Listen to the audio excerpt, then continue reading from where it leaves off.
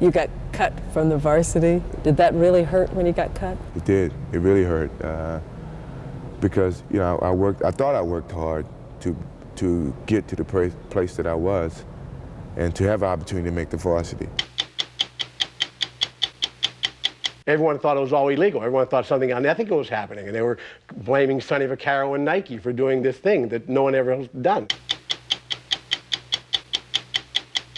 Welcome to 60 Minutes on Classic. I'm Steve Kroft. In sports, the most famous often go by a single name, such as Ali or Pelé, or a simple nickname like the Babe or the Great One. In the 1990s, Michael Jordan was so famous he transcended even names and nicknames. The world knew him by his silhouette. Air Jordan was not a basketball player, but an empire. According to Fortune magazine, he generated more than $10 billion for the world's economy. Drafted by Chicago out of North Carolina in 1984, Jordan made an immediate impact on the NBA, winning Rookie of the Year honors. He won his first MVP crown in 1988.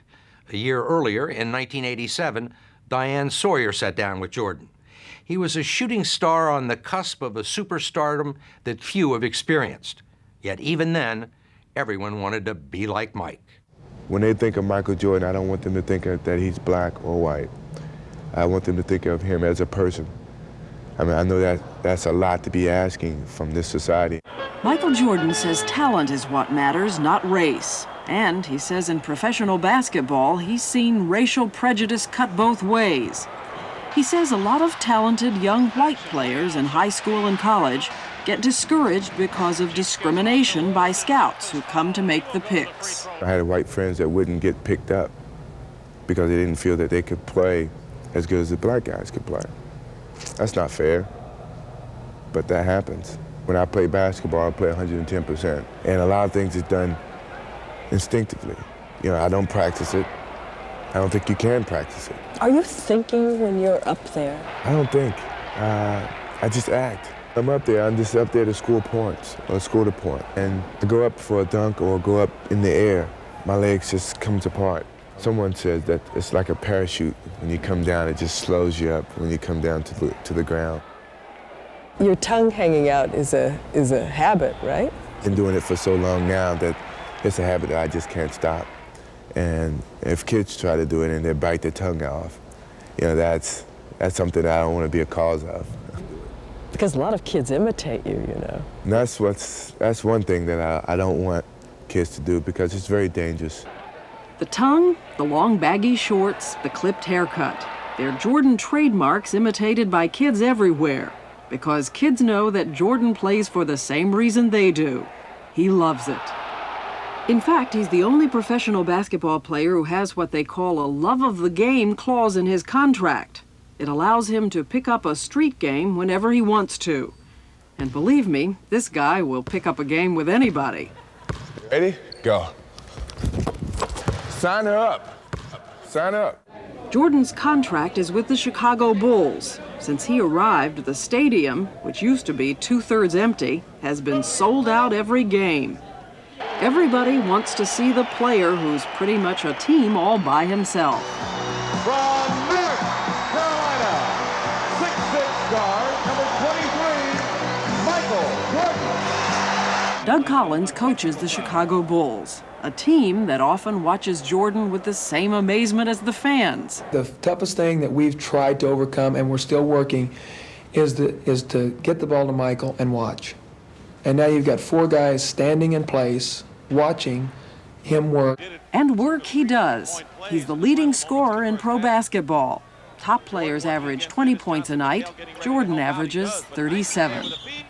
And once, when an injury forced him to sit out 64 games, he came back and scored 63 points, the highest ever in a playoff game, and that while playing against the best team in the league. Ties the game. 63 points, and you're looking at an all-time record.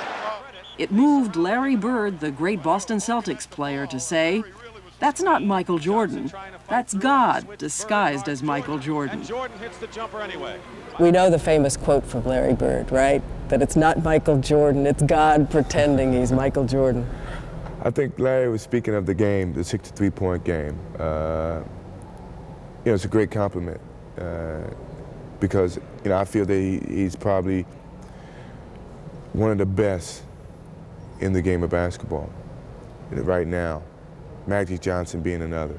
How often do you look at somebody else, though, and say, wow, I wish I could do that? Never. You got cut from the varsity. Did that really hurt when you got cut? It did. It really hurt because I thought I worked hard to get to the place that I was and to have an opportunity to make the varsity. And when I got cut, I was really hurt, but I think that just made my determination a lot stronger. And are we really supposed to believe that Michael Jordan in high school couldn't get a date, no luck with girls, got cut from the varsity team? I mean, this is a sad story. It sounds sad, but it's true. No luck with girls? A lot of guys picked on me, and they would do it in front of the girls. What would they say? Oh, they would joke about my haircut and the way that I played my tongue out, just different things. And the girls they would laugh at that. And right then I was dead. I couldn't get a date with anybody. How times have changed, huh? It's changed. But what hasn't changed is what everybody says is the real Team Jordan. His father, a retired plant manager at GE, and his mother, a bank supervisor, who made sure that all of their 5 children finished college. We say no matter what it is, if you do your best, no matter what it is, if you apply yourself and do your best, you can walk away satisfied. And I think this is still within him. And he goes out to play, he only knows how to do is give it 100% of himself. I think he plays at full capacity. I don't think he pushes himself. If you notice Michael now, he'll ask to come out the game. When he feels like he's pushing himself too hard, he'll ask to come out. And I've asked him about that. Why do you ask to come out so regularly? And he says, Dad, when I get to the place where I feel like my performance is falling, I quit. They still attend every game they can. The thing I do is look and try to locate them and make sure that they're there safely. We'll return to Michael Jordan when 60 Minutes on Classic continues.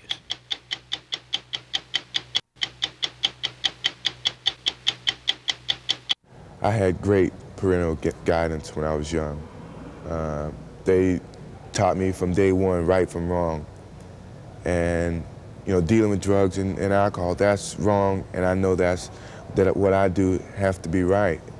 Ever been tempted yourself? I won't do it at all. I just don't.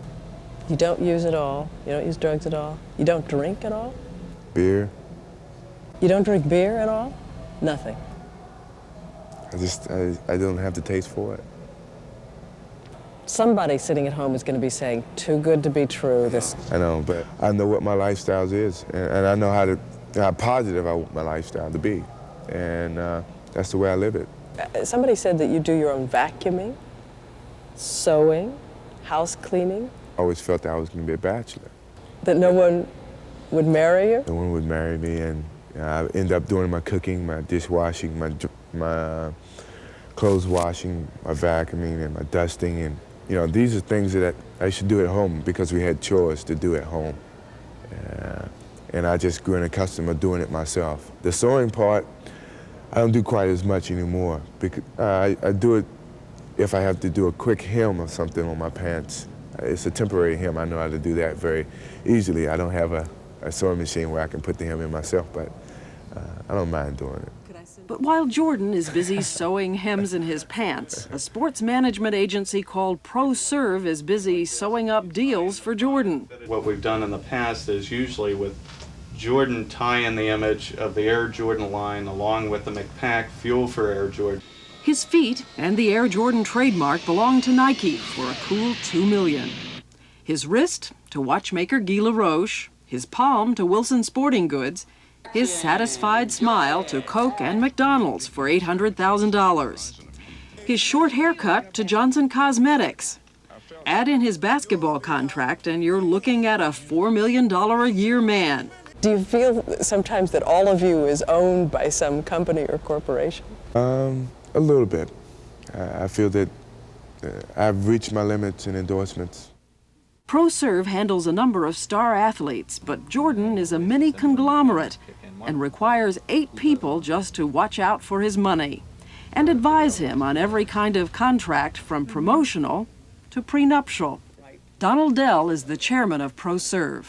Michael is changing the whole trend of a black athlete in a team sport where there are 9 players or 5 players or 11 players playing at the same time. It's a difference, and I think it's really in the consuming public's mind, and he's bridged that gap.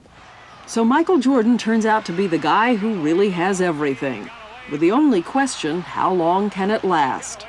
The innocence, the blazing talent, and above all, the joy of a man who has learned how to fly. Michael Jordan is Peter Pan? I heard that.